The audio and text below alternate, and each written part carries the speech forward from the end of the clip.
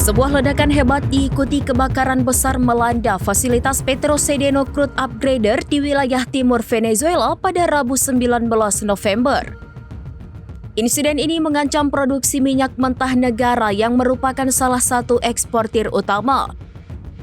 Menurut laporan media lokal dan sumber dari perusahaan minyak negara atau PDVSA, ledakan awal terdengar di dekat menara distilasi utama.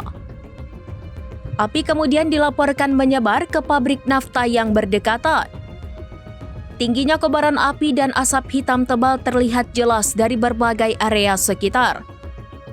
Fasilitas Petrosedeno yang berlokasi di cincin Orinoco ini berperan vital dalam mengubah minyak mentah ekstra berat Venezuela menjadi minyak yang lebih ringan dan siap diekspor.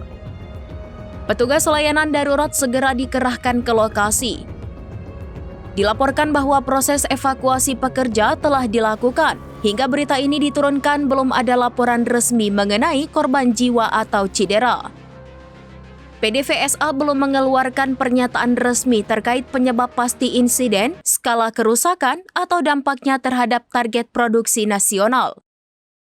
Kejadian ini kembali menyoroti isu keamanan dan pemeliharaan infrastruktur minyak Venezuela.